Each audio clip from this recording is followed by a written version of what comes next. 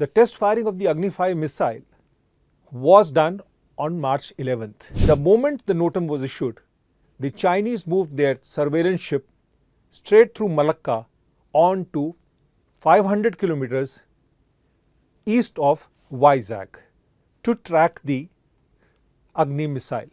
The Agni-V missile is actually part of the nuclear triad, and it is a step towards building a minimum credible deterrent for India. China will have to change its nuclear strategy towards India with the test firing of the Agni-V missile. The fast breeder reactor prototype of 50 megawatt is something which people may have dismissed it, saying it's something which is routine. No, it is not.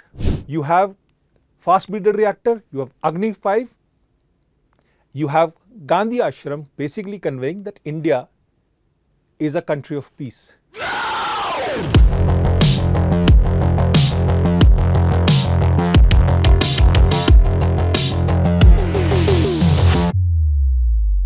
Namaskar. This month, over a period of 8 days, 4 important events occurred. All 4 are linked with national security and have a global message that the Narendra Modi government is giving.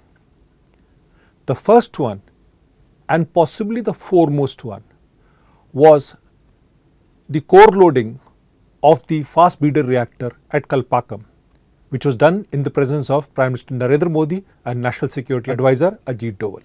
The fast breeder reactor prototype of 50 megawatt is something which people may have dismissed it, saying it's something which is routine. No, it is not. The fast breeder reactor ensures that India has ample supply of plutonium which can be used for energy and military purposes.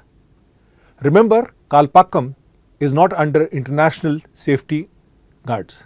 So, if India has now the capacity of having a fast breeder reactor which produces more plutonium than it has been fed into the system through the mixed oxide fuel, it ensures that it plugs the gap which has occurred because of lower availability of uranium in the country.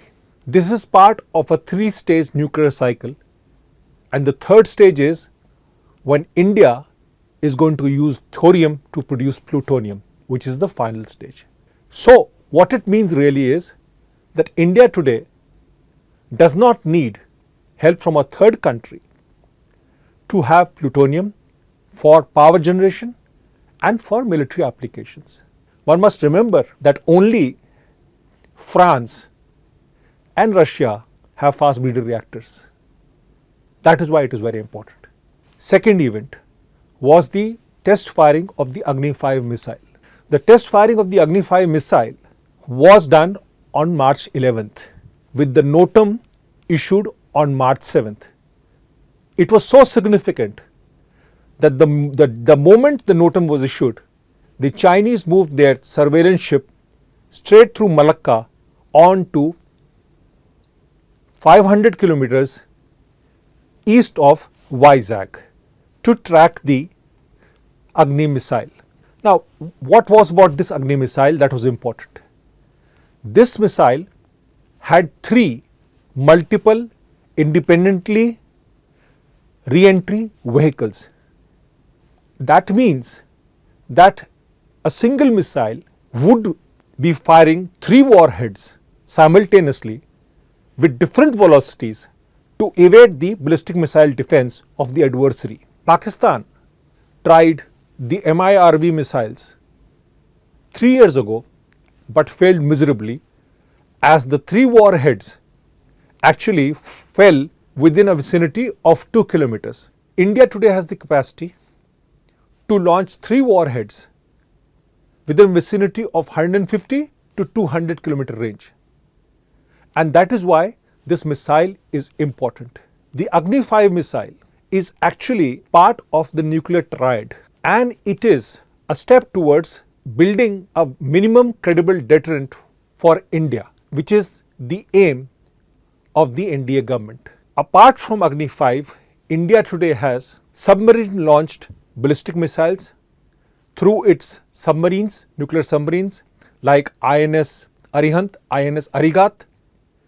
It has air launch capability, and hence the basic foundations of a nuclear triad are more or less complete. To say that now that Agni-V has been done, the triad has been complete? No, it is not. To say that Agni-V was aimed at China? No, this is not the full picture. The full picture is MIRV equipped missiles are part of a natural progression of a nuclear weapon state, which India declared itself through the Shakti Pokhran test. Next stage would be more test firings for Agni-V, then operationalization of Agni-V, and then induction of Agni-V into the land forces. Simultaneously, you will have a set of 3 SSBNs or nuclear powered, nuclear armed submarines along with aircraft that can deliver a nuclear weapon. All this to ensure that nobody has expansionist plans on India, nobody cast an evil eye on India. While Agni-V adds on to India's minimum credible deterrent, its neighbors, nuclear neighbors, both Pakistan and China, realize that India cannot be treated lightly any longer. China learnt it way back in 2017 when India stopped China from occupying the Doklam Plateau and going towards the Jampheri Ridge. Let me tell you that when this happened, on the same day, National Security Advisor Ajit Doval, then Foreign Secretary S. Jaishankar, then Army Chief General Rawat, they all went to the Prime Minister Narendra Modi and asked him and told him what had happened. The Prime Minister apparently said, what needs to be done? They said, China has to be stopped. He said, then why are you asking me? Pakistan has learned this lesson when they launched a strike after Operation Balakot on February 26, 2019. When Pakistan captured Wing Commander Abhinandan and tried to brutalize him, Prime Minister Narendra Modi sent a message through the RAW chief to then DG ISI Asim Munir, who is currently the Chief of Army Staff of Pakistan, saying that we have not got the missile arsenal for Diwali. If anything happens to Abhinandan, then there will be serious consequences. And at that very moment, Prithvi nuclear missiles were moved to Rajasthan desert. Next thing that happened was the then Prime Minister Imran Khan announced in the National Assembly that they were releasing Abhinandan.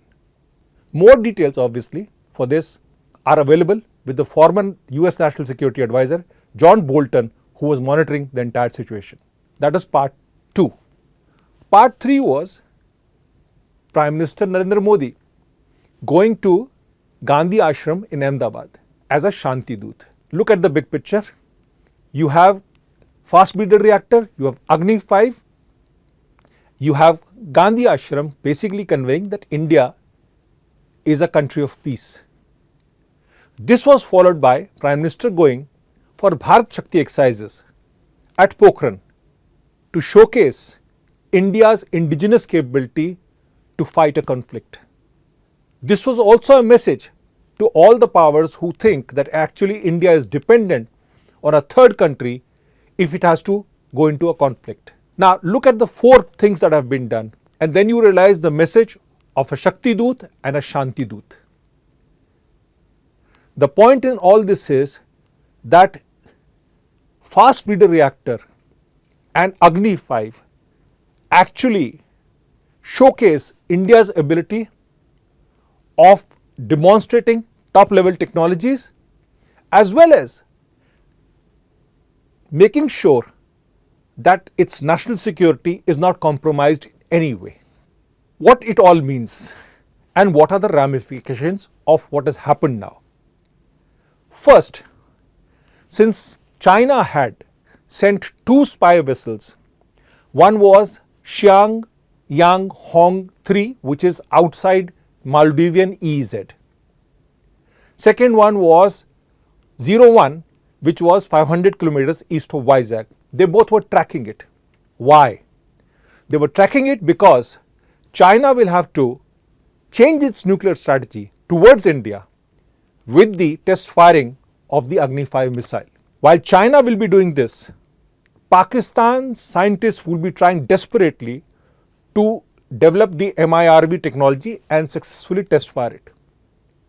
But that is not so easy. So what is going to actually happen is Pakistan will start leaning towards China all the more. And herein lies the two-front theory. Apart from that, there is a global message in this. The global message is to the Quad is that Japan can no longer sit on the fence and look towards both India and China.